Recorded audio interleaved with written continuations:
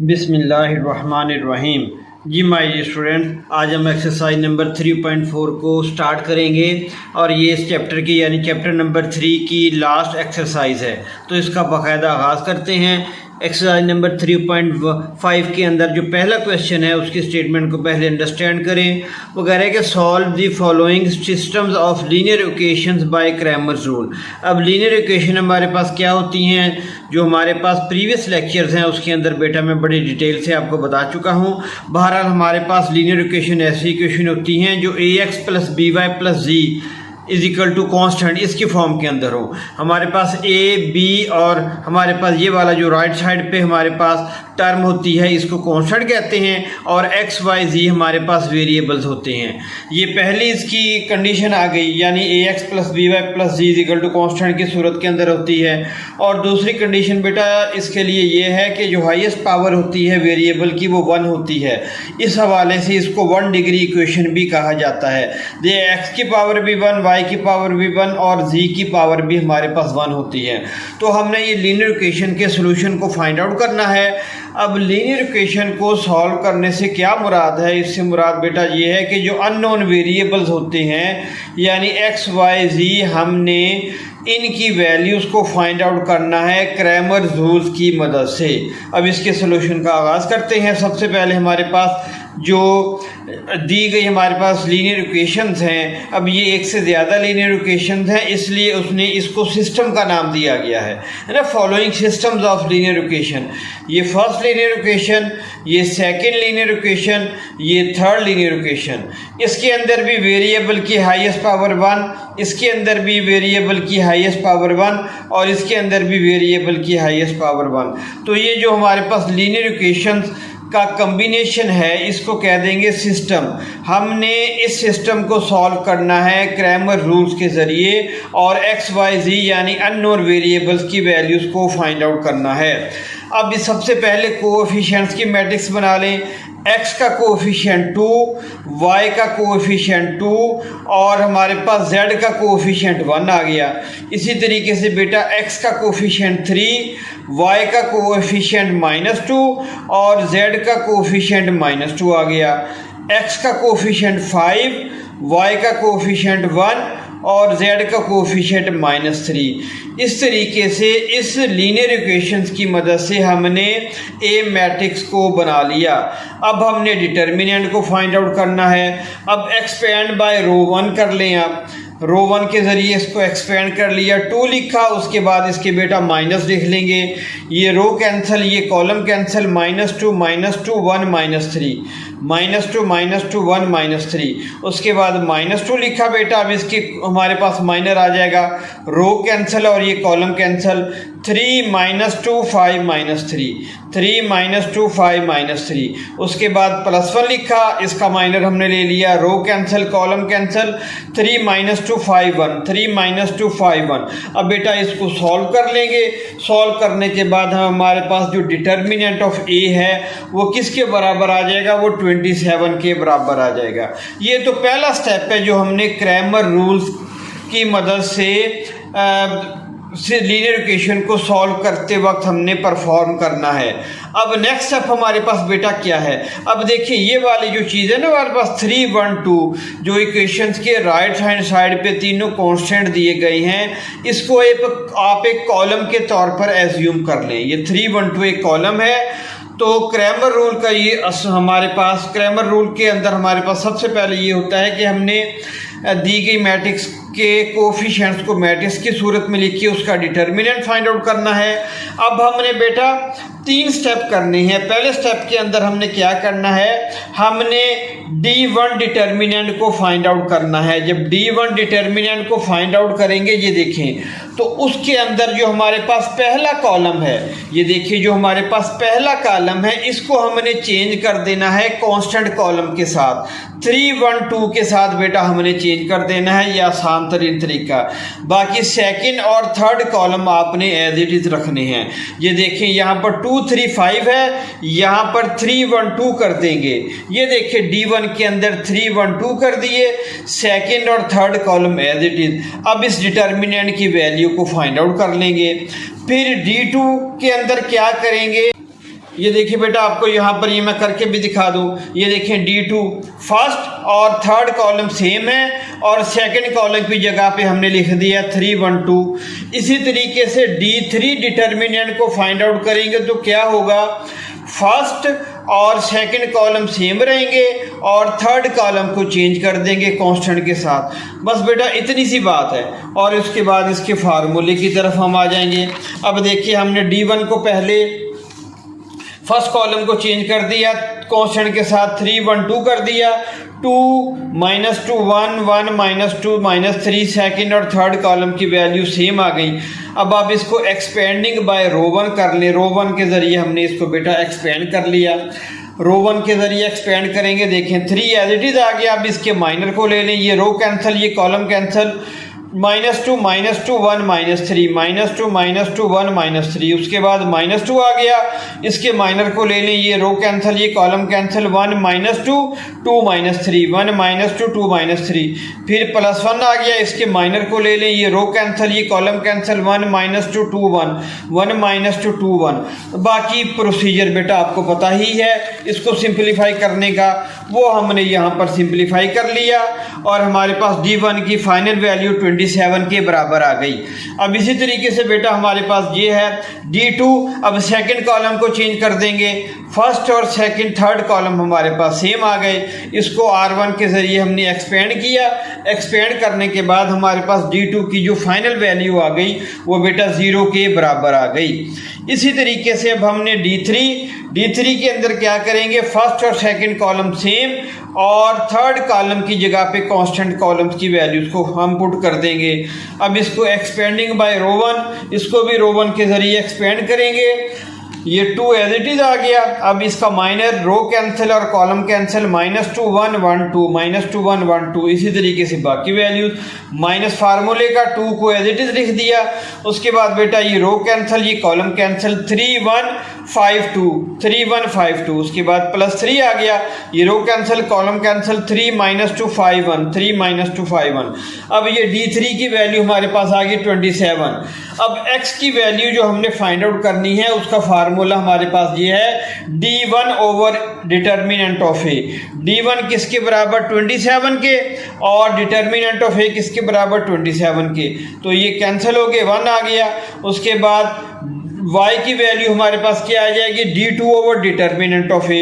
D2 किसके बराबर आ गया, 0 ओवर 27 इजिकल टू 0।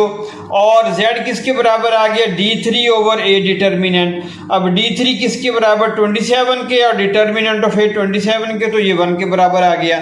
इस तरीके से हमने x, y और z की वैल्यूज़ को बड़ी आसानी के साथ बेटा फाइंड आउट कर लिया। हैंस x किसके बराबर आ गया, 1 के, y बराबर आ गया 0 के, और z बराबर आ गया हमारे पास 1 के। अब इसका सेकंड पार्ट है, बिल्कुल इसी तरीके से सेकंड पार्ट है, लेकिन आप बच्चों की आसानी के लिए बेटा मैंने एक एक स्टेप को इन डिटेल परफॉर्म कर दिया है ताकि आप बच्चों को किसी किस्म की मुश्किल का सामना ना करना पड़े। इसकी कोफिशिएंट की मैट्रिक्स बना लें। x1 का कोफिशिएंट 2, x2 का -1, x3 का 1 आ गया बेटा, x1 का 4, उसके बाद x2 का 2 और x3 का 3 आ गया। फिर x1 का 3, x2 का -4 और x3 का -1 आ गया। ठीक हो गया बेटा। अब इसका डिटर्मिनेंट फाइंड आउट कर लें, एक्सपेंडिंग बाय R1 के ज़रिए इसको एक्सपेंड किया तो हमारे पास डिटर्मिनेंट ऑफ A की जो फाइनल वैल्यू आ गई वो -15 आ गई। अब D1 हमने फाइंड आउट करना है। D1 में क्या करेंगे, इस डिटर्मिनेंट के पहले जो कॉलम को चेंज कर देंगे। यहाँ पर क्या है, 2 4 3, यहाँ पे लिख देंगे 5 8 3। ये देखिए मैंने यहाँ पे लिख दिया 5 8 3। बाकी सेकंड और थर्ड कॉलम सेम आ गया, सेकंड और थर्ड कॉलम बेटा सेम आ गया। इतनी सी बात है। अब इसको एक्सपेंड कर लें R1 के ज़रिए। R1 के ज़रिए इसको हमने एक्सपेंड कर लिया, 5 एज इट इज़ आ गया। इसका माइनर, ये रो कैंसिल, कॉलम कैंसिल, 2 3 -4 -1 2 3 -4 -1। फिर हमारे पास प्लस आ गया, प्लस किस तरीके से आ गया बेटा, देखो माइनस फार्मूले का और माइनस प्लस हो गए और 1 एज इट इज लिख दिया। अब इसका माइनर लिया, ये रो कैंसिल, ये कॉलम कैंसिल, 8 3 3 माइनस 1, 8 3 3 माइनस 1, उसके बाद प्लस 1 आ गया, इसका माइनर ले लें, row cancel column cancel, 8 2 3 minus 4, 8 2 3 minus 4। बाकी सिंपल ही है, आपको बहुत अच्छे तरीके से मालूम है कि इसको किस तरीके से हमने सिंप्लीफाई करना है। D1 की फाइनल वैल्यू हमारे पास आ गई -1। अब इसी तरीके से D2 और D3 की वैल्यूज को फाइंड आउट करेंगे। हमारे पास बेटा ये D2 है, D2 में क्या करेंगे, सेकंड कॉलम को चेंज कर देंगे, फर्स्ट और थर्ड कॉलम में एज इट इज आ गया। अब एक्सपेंडिंग बाय R1 के जरिए इसको हमने एक्सपेंड किया, इसका फाइनल आंसर हमारे पास आ गया 19। अब इसको बेटा अब आपने खुद ही देख लेना, बिल्कुल सिंपल है, बड़े अच्छे तरीके से हम ये पहले समझ चुके हैं, इसके बेशुमार सवाल हल कर चुके हैं। अब नेक्स्ट बेटा हमारे पास है कि D3 में क्या करेंगे, थर्ड कॉलम को चेंज कर देंगे, थर्ड कॉलम की जगह पे कांस्टेंट की वैल्यू लिख देंगे, फर्स्ट और सेकंड कॉलम सेम आ गया। अब इसको एक्सपेंडिंग बाय R1 के जरिए इसको एक्सपेंड कर लें, 2 एज इट इज आ गया। उसके बाद इसका माइनर, ये रो कैंसिल, ये कॉलम कैंसिल, 2 8 -4 3, 2 8 -4 3, फिर माइनस फार्मूले का और माइनस प्लस हो गया, 1 एज इट इज आ गया, ये रो कैंसिल, ये कॉलम कैंसिल, 4 8 3 3, उसके बाद बेटा आ गया प्लस, ये इसका माइनर, रो कैंसिल कॉलम कैंसिल, 4 2 3 -4, उसके बाद बेटा हमने क्या किया, इसको वैल्यू को फाइंड आउट कर लिया। अब x1, यहाँ पर वेरिएबल्स हमारे पास x1 x2 x3 हैं, ये देखें इक्वेशन के अंदर हमारे पास क्या है, x1 x2 x3, इसलिए इसी वेरिएबल्स को हम फाइंड आउट करेंगे। अब हमारे पास x1 किसके बराबर आ गया, D1 over determinant of a, D1 की वैल्यू -5, डिटर्मिनेंट ऑफ a की वैल्यू -15, माइनस माइनस से कैंसिल, तो 5 3 50, तो 1/3 इसका आंसर आ गया। इसी तरीके से x2 के अंदर D2 और डिटर्मिनेंट ऑफ a, D2 की वैल्यू 19 और डिटर्मिनेंट ऑफ a की वैल्यू -15, तो -15/19 आ गया, -19/15 आ गया। फिर x3 के अंदर क्या है, D3 over determinant of a, D3 की वैल्यू -46 और determinant of a -15, minus minus से कैंसल, 46/15, हैंस x1 की वैल्यू आ गई बेटा 1/3, x2 की आ गई -19/15 और x3 की वैल्यू आ गई 46/15। ये एक पार्ट भी हमारा सॉल्व हो गया, नोट्स डिस्क्रिप्शन पार्ट के अंदर मौजूद है, जहाँ से आप इजीली उनको डाउनलोड कर सकते हैं। अब लास्ट पार्ट आ गया क्वेश्चन नंबर 1 का, एक्सरसाइज नंबर 3.1 के पहले क्वेश्चन का लास्ट पार्ट आ गया बेटा। 2x1 - x2 + x3 = 8, x1 + 2x2 + 2x3 = 6, x1 - 2x2 - x3 = 1। ये सिस्टम ऑफ लीनियर इक्वेशन यानी 3 लीनियर इक्वेशन हमारे पास एग्जिस्ट कर रही हैं। हमने क्रैमर रूल्स की मदद से इसके सॉल्यूशन को फाइंड आउट करना है, यानी जो अननोन वेरिएबल्स हैं x1 x2 x3, इनकी वैल्यूज को फाइंड आउट करना है। तो पहला स्टेप वैसे ही है जैसे हमने पहले परफॉर्म किया है। सबसे पहले कोएफिशिएंट्स की मैट्रिक्स को लिख लें। x1 का कोएफिशिएंट 2, x2 का कोएफिशिएंट -1, x3 का कोएफिशिएंट 1, फिर x1 का कोएफिशिएंट 1, x2 का कोएफिशिएंट 2, x3 का कोएफिशिएंट 2, x1 का कोएफिशिएंट 1, x2 का कोएफिशिएंट -2 और फिर x3 का कोएफिशिएंट -1 आ गया। ठीक हो गया बेटा। अब ये डिटर्मिनेंट ऑफ a को फाइंड आउट कर लें। R1 के जरिए इसको यानी रो 1 के जरिए एक्सपेंड किया, सिंपलीफाई किया, तो हमारे पास जो बेटा आंसर आ गया वो 3 आ गया। अब D1 के अंदर क्या करेंगे, ये पहले कॉलम को चेंज कर देंगे, किससे, 8 6 1 के साथ पहले कॉलम को चेंज कर देंगे। सेकंड और थर्ड कॉलम वैसे ही, ये देखिए D1 के अंदर मैंने पहले कॉलम को चेंज कर दिया, सेकंड और थर्ड कॉलम बेटा वैसे ही। इसको एक्सपेंड करेंगे, एक्सपेंड किया हमने R1 से 8 को एज इट इज लिख दिया। अब इसका बेटा माइनर ले लेंगे, माइनर लेना आपको पता ही है, रो कैंसिल कॉलम कैंसिल, 2 2 -2 -1, ये हमने लिख दिया 2 2 और हमारे पास आ गया -1, ये 8 के हिसाब से जब लेंगे तो ये रो कैंसिल, ये कॉलम कैंसिल, तो यहाँ पे बेटा आ जाएगा 2 2 -1 -2 -1, यहाँ पर -2 आ रहा है, यहाँ पर बेटा -2 है, इसकी करेक्शन यहाँ पर मैंने कर दी है, ठीक हो गया। और ये देखें, इसको जब सॉल्व करेंगे देखें तो बिल्कुल करेक्ट है। आगे देखें, इसको एक्सप्लेनेशन मैं अभी कर देता हूं ताकि आप बच्चों को मुश्किल ना हो। फिर माइनस फार्मूले का और -+1 हो गया बेटा। अब इसका माइनर, ये रो कैंसिल, ये कॉलम कैंसिल, 6 2 1 -1, फिर +1 आ गया। उसके बाद ये रो कैंसिल, ये कॉलम कैंसिल, 6 2 1 -2। अब इसको सॉल्व कर लें। 8 एज इट इज आ गया, 2 को -1 के साथ मल्टीप्लाई किया -2, और फिर माइनस फार्मूले का और -+2 को 2 के साथ मल्टीप्लाई किया, 4 आ गया, ठीक हो क्या बेटा। फिर +1, 6 को -1 के साथ मल्टीप्लाई किया -6, फिर माइनस फार्मूले का 2 को 1 के साथ मल्टीप्लाई किया 2, फिर +1 एज इट इज आ गया, 6 को -2 के साथ मल्टीप्लाई किया -12, माइनस फार्मूले का 2 को 1 के साथ मल्टीप्लाई किया -2। अब इसको सिंपलीफाई किया, सिंपलीफाई करने के बाद -16 D1 का आंसर आ गया। अब इसी तरीके से D2 में क्या करेंगे, D2 में करेंगे हम ये सेकंड कॉलम को चेंज कर देंगे। यहाँ पर क्या लिखेंगे 8 6 1 और फर्स्ट और थर्ड कॉलम में एज इट इज आ जाएंगे। ये देखिए D2 के अंदर बिल्कुल इसी तरीके से इसको बेटा हमने परफॉर्म किया, D2 के अंदर परफॉर्म किया तो हमारे पास सेकंड कॉलम को चेंज कर दिया और फर्स्ट और थर्ड कॉलम हमारे पास एज इट इज आ गया बेटा। अब इसको सिंपलीफाई करेंगे एक्सपेंडिंग बाय R1 के जरिए इसको हमने एक्सपेंड किया तो हमारे पास इसका आंसर आ गया 21। अब इसी तरीके से D3 के अंदर बेटा क्या करेंगे, थर्ड कॉलम को चेंज कर देंगे, फर्स्ट और second column as it is आ गए, एक्सपेंडिंग बाय R1 के जरिए इसको एक्सपेंड करेंगे, इसको सिंपलीफाई करेंगे, -9 आंसर आ जाएगा। अब बेटा हमारे पास x1 क्या है, D1 over determinant of A।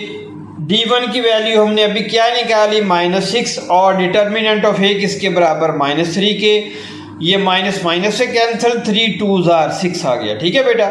इसी तरीके से x2 किसके बराबर आएगा, D2 over determinant of A। D2 की वैल्यू क्या निकाली 3 और फिर डिटर्मिनेंट ऑफ A की वैल्यू -3 से कैंसिल, -1 आ गया। फिर x3 is equal to D3 over determinant of A। D3 की वैल्यू बेटा हमने क्या फाइंड आउट की -9 और डिटर्मिनेंट ऑफ A की वैल्यू क्या निकाली -3, तो हमारे पास क्या आंसर आ गया 3। Hence x1 is equal to 2, x2 is equal to -1 और x3 is equal to 3। ये हमने अननोन वेरिएबल्स की वैल्यूज को फाइंड आउट कर लिया और इसके साथ ही हमारा क्वेश्चन नंबर 1 भी कंप्लीट हो गया। ये बेटा लॉन्ग के हवाले से बहुत ही ज़्यादा अहम क्वेश्चन है, इसलिए आपने इसको अच्छे तरीके से समझना है और इसकी प्रैक्टिस करनी है।